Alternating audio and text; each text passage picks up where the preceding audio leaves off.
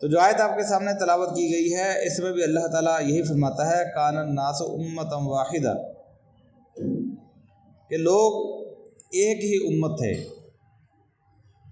یعنی حقیقت بھی یہی ہے کہ ہر رسول کا دین اسلام تھا، اور ہر رسول کی امت مسلمہ تھی۔ آخری رسول محمد صلی اللہ علیہ وسلم کو یہی بات کہی گئی، ان ھذہ امتکم امۃ واحدہ، کہ نبی صلی اللہ علیہ وسلم یہ تمہاری امت واحدہ ہے، یعنی ایک لحاظ سے تمام انبیاء علیہ السلام کے جو سچے پیروکار ہیں یہ ایک امت ہے، امت واحدہ ہے۔ لیکن ایسا ہوا کہ لوگ اس کے اوپر قائم نہ رہے، لوگ اختلافات کرتے رہے، اپنے الگ الگ فرقے بناتے رہے، اپنا مین سٹریم میں سے نکلتے اور اپنا الگ گروہ بنا کر ایک اپنے الگ امت قائم کر لیتے، اور اسی کی بنیاد کے اوپر لوگوں کے ایمان اور کفر کا، ان کی جنت و جہنم کا فیصلہ کرنا شروع کر دیتے، امت کے اندر ایک امت بنا لیتے یا امت سے نکل کر ایک الگ امت بنا لیتے۔ تو جب یہ صورتحال ہوتی تو اللہ رب العزت کی طرف سے انبیاء علیہ السلام کی بعثت کا سلسلہ جو کہ اس وقت جاری تھا، تو ایک نبی یا رسول بھیج دیا جاتا،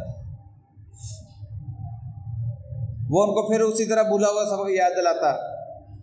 ان کو صراط مستقیم کی دعوت دیتا، جس رستے سے ہٹے تھے اس رستے کو ان کے سامنے پیش کرتا، کھول کر بیان کرتا، دو ٹوک دلائل کے ساتھ پیش کرتا۔ تو اللہ تعالیٰ فرماتا ہے کہ جب لوگ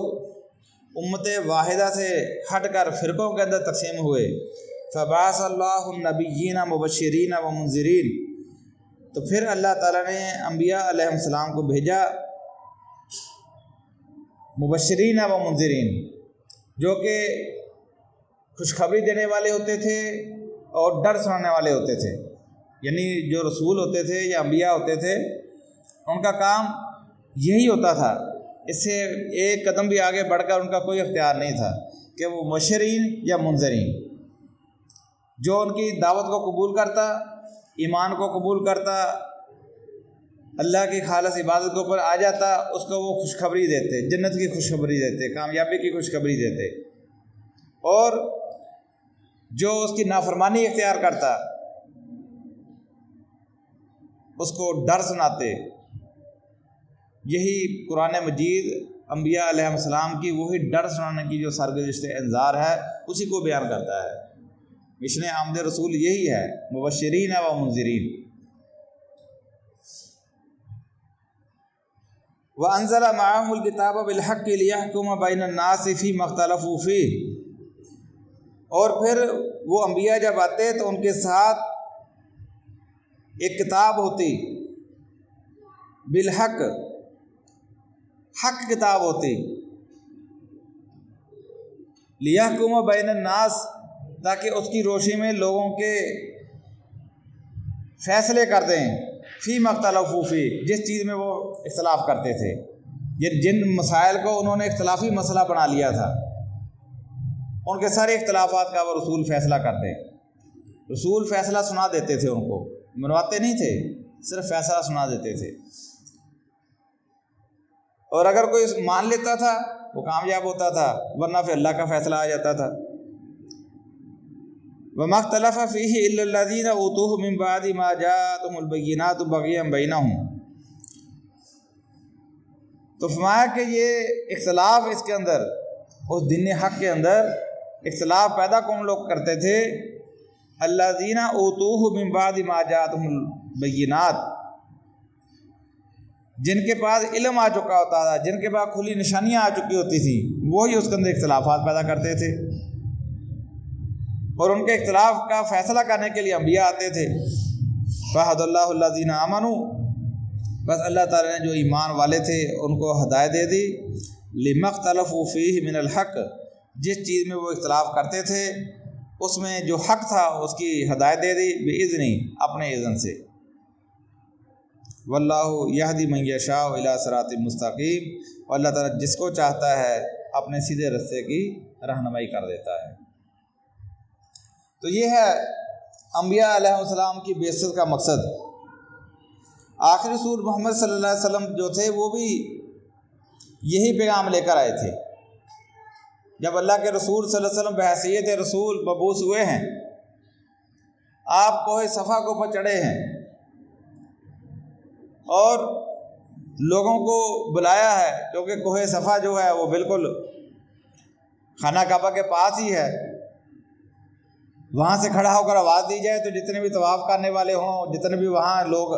بیٹھے ہوں، سب تک آواز پہنچتی ہے۔ تو آپ نے کوہ صفا کے اوپر کھڑے ہو کر آواز دی ہے لوگوں کو، یا صباحا یا صباحا۔ یہ یا صباحا یہ عربوں کا ایک ڈائلاگ تھا، عربوں کا ایک نعرہ تھا کہ جب کوئی شخص اس انداز میں یا صباحا کہہ کے اعلان کرے تو لوگ متوجہ ہو جاتے تھے، لوگ بھاگ کر پہنچتے تھے کہ کوئی بڑی بات ہے، کوئی بڑی خبر ہے۔ تو جب رسول اللہ صلی اللہ علیہ وسلم نے وہاں کھڑے ہو کر یہ پکارا ہے یا صباحا، تو لوگ پہنچے ہیں، کیونکہ اعلان کرنے والا کون ہے؟ سب سے پہلی بات یہ تھی اعلان کرنے والا کون ہے۔ اعلان کرنے والا کوئی عام بندہ نہیں تھا، کوئی غلام نہیں تھا، کوئی مزدور ٹائپ بندہ نہیں تھا۔ اعلان کرنے والا اس کی شخصیت جو تھی وہ صادق اور امین کی حیثیت کی شخصیت تھی، جس کو سب نے مانا ہوا تھا کہ یہ صادق اور امین ہے۔ تو چنانچہ جو خود نہیں پہنچ سکا اس نے کسی اپنے غلام کو بھیج دیا، کسی لونڈی کو بھیج دیا، کسی ملازم کو بھیج دیا کہ جاؤ جا کر دیکھ کے وہ بات کیا ہے۔ تو رسول اللہ صلی اللہ علیہ وسلم نے جب دیکھا کہ سارے لوگ جمع ہو گئے ہیں تو آپ نے فرمایا کہ اگر میں تم لوگوں سے یہ کہوں کہ اس پہاڑی کے پیچھے ایک بڑا لشکر ہے جو تمہارے اوپر حملہ کر دینے والا ہے، تو کیا تم اس بات کو مان لو گے؟ انہوں نے کہا جی ہمیں کبھی آپ سے جھوٹ کا تجربہ ہوا ہی نہیں، کبھی ایسا ہوا ہی نہیں کہ کوئی آپ نے بات کہی ہو وہ غلط ثابت ہو گئی ہو، آج تک تو ایسا تجربہ نہیں ہوا۔ اگر آپ کہہ رہے ہیں تو ہم کہیں گے کہ اگر وہ لشکر ہمیں نہیں بھی نظر آ رہا، ہم کہیں گے کہ ہماری آنکھیں دھوکہ کھا سکتی ہیں، ہمارے کان دھوکہ کھا سکتے ہیں، لیکن آپ کی بات غلط نہیں ہو سکتی۔ تو فرمایا کہ میری مثال بالکل اسی طرح ہی ہے جس نے ایک لشکر کو دیکھا جو اس کی قوم کے اوپر حملہ آور ہونے کے لیے پورے ساز و سامان کے ساتھ آ رہا ہے، اور وہ شخص بھاگا ہے، اور اس سے پہلے کہ وہ لشکر پہنچے وہ اپنی قوم کو خبردار کرنے کے لیے تاکہ وہ وہاں سے آگے پیچھے ہو جائیں، اپنا بچاؤ کر لیں۔ میں بالکل میری یہی مثال ہے، مجھے اللہ نے اپنا رسول بنا کر بھیجا ہے، اور میں آخرت سے پہلے جو آخرت میں ایک بڑا طوفان آنے والا ہے، ایک بڑا حملہ ہونے والا ہے، ایک بڑی پکڑ ہونے والی ہے، میں اس سے پہلے تمہیں خبردار کرنا چاہتا ہوں کہ خبردار ہو جاؤ۔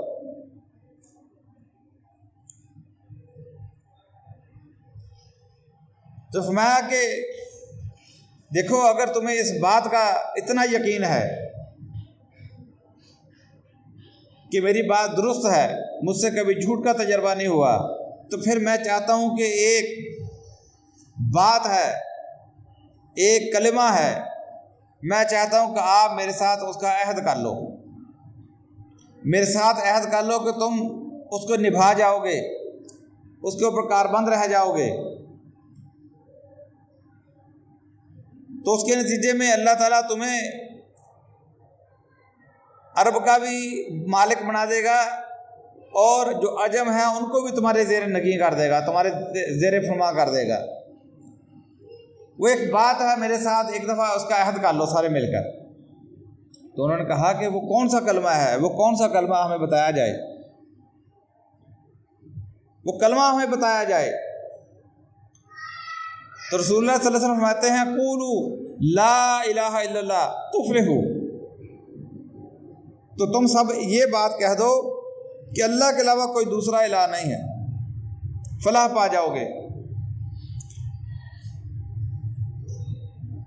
اس بات کا اقرار کر لو، اس کے نتیجے کے اندر عرب کے بھی مالک بن جاؤ گے، عجب بھی تمہارے زیر سایہ آ جائیں گے، اور وَإِذَا مُتُّمْ كُنْتُمْ مُلُوكًا فِي الْجَنَّةِ، اور جب تمہیں موت آئے گی اس کلمے کے اوپر تو جنت کے اندر بھی بادشاہ کی حیثیت سے داخل کر دیے جاؤ گے۔ جب آپ نے یہ، کیونکہ یہ لا الہ الا یہ جو کلمہ تھا کیونکہ قوم کی زبان کے اندر تھا، قوم عربی جاننے والی تھی، وہ جانتے تھے لا الہ الا اللہ کا مطلب کیا ہے۔ آج تو ہمارے کہتے ہیں پاکستان کا مطلب کیا ہے، لا الہ الا اللہ، یعنی پاکستان کا مطلب لا الہ الا اللہ، اور لا الہ الا اللہ کا مطلب معلوم ہی نہیں کیا ہے۔ جب ان کی زبان کے اندر کہا کہ لا الہ الا اللہ،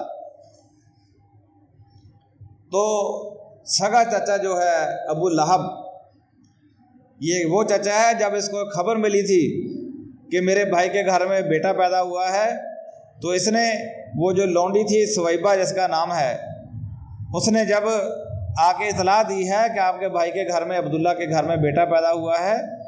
تو اس نے خوشی سے اس کو کہا کہ یہ بات اگر صحیح ہے تو جاؤ تجھے اس خوشی میں آزاد کرتا ہوں۔ یعنی اس قدر یہ محبت کرنے والا تھا۔ لیکن جب اس نے دیکھا کہ لا الہ الا اللہ کے ذریعے اس میرے بھتیجے نے تو میرے پورے دین کو جڑ سے اکھاڑ کے پھینک دیا ہے، وہ جو بت پرستی کا دین تھا، وہ جو 360 کی پرستش کا دین تھا، وہ جو اولو حبل کا دین تھا، وہ جو یا ابراہیم اغثنی یا اسماعیل اغثنی کا دین تھا، اس نے لا الہ الا اللہ کر کے اس کی جڑ پھیڑ دی ہے۔ وہ جو یا لات بابا مدد یا منات بابا مشکل کشا، یہ اصحاب و نیلہ کو جو غوث الاعظم و دستگیر سمجھا جاتا تھا، اس نے تو لا الہ الا اللہ کہہ کے ان کے سارے اختیارات جو ہے وہ بھسم کر دیے، سارے اختیار چھین لیے ان سے، ان کو بے جان مورتیاں بنا کے رکھ دیا۔ جب اس نے یہ بات سنی ہے تو اس نے کہا تبن لکا علی ھذا جماعتنا، کہ بھتیجے تیرے ہاتھ ٹوٹ جائیں، کیا تو نے اس لیے ہمیں جمع کیا تھا؟ معاذ اللہ، آپ دیکھیں کہ اس کے الفاظ دیکھیں آپ۔ تو ایک دوسری روایت کے اندر آتا ہے، وہ کہتا ہے تبن لکا سائر الیوم، کہ تیرے ہاتھ ٹوٹ جائیں، تو نے ہمارا سارا دن برباد کر دیا صرف یہ بات کرنے کے لیے۔ یعنی بچائے اس کے کہ میرے بھتیجے نے ایک بات کی ہے، ایک ایسی بات کی ہے کہ وہ اللہ کا نمائندہ بن کے آیا ہے، وہ اللہ کا رسول بن کے آیا ہے، میں اس کا ساتھ دوں، اور جو وہ خوشخبری دے رہا ہے کہ ساتھ دینے کے نتیجے میں عرب کے بھی مالک بنو گے، عجب بھی تمہارے نیچے آ جائیں گے، اور مرنے کے بعد بھی بادشاہی تمہیں مل رہی ہے۔ اور جو عربوں کا اپنا دستور تھا کہ قوم کا کوئی شخص، کوئی فرد اگر کوئی بات کرے تو قوم سارا قبیلہ اس کا ساتھ دینا اپنا اخلاقی فریضہ سمجھتا تھا۔ اس نے اپنے اس جو قومی جو قبائلی روایت تھی اس کو بھی پامال کر دیا، بجائے اس کے کہ آپ کا ساتھ دیتا یا دشمنوں سے آپ کی حفاظت کرتا، خود اللہ کے رسول صلی اللہ علیہ وسلم کا دشمن بنا ہے، اور اپنی جو ان کی بیوی تھی اس کو بھی اس کام کے اوپر لگا دیا۔ اس لیے اللہ تعالیٰ نے سورہ لہب جو ہے نازل کر دی، تبت یدا ابی لہب و تب، کہ تب ابو لہب کے دونوں ہاتھ ٹوٹ گئے۔ عرب کے اندر دونوں ہاتھ ٹوٹنے سے مراد یہ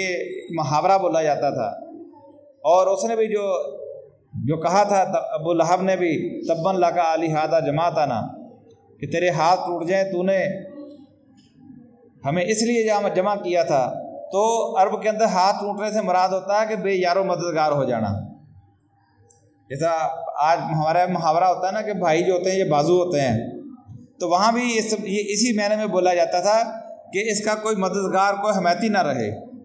تو اللہ تعالیٰ فرماتا ہے تبت یدا ابی لہب و تب، کہ ابو لہب کے دونوں ہاتھ ٹوٹ گئے۔ حالانکہ مرتے وقت تک اس کے ہاتھ تو نہیں ٹوٹے تھے، یہ دنیا والے ہاتھ تو جسمانی ٹوٹے ہی نہیں تھے، لیکن وہ بے یار و مددگار ہو گیا تھا، اور حال اس کا یہ ہو گیا تھا کہ وہ ایک بیماری کے اندر مبتلا ہو کے جب مرا ہے، کوئی اس کے قریب نہیں جا رہا تھا، یہاں تک کہ اس کو ڈنڈوں، سوٹوں، بانسوں کے ذریعے دور سے دھکیل کر اس کو اوپر مٹی ڈال دی گئی۔ یہ حال تھا اس کا۔ تو بہرحال جو رسول اللہ صلی اللہ علیہ وسلم کی بات تھی وہ یہ تھی قولوا لا الہ الا اللہ تفلحوا، یہ مشن آمد رسول تھا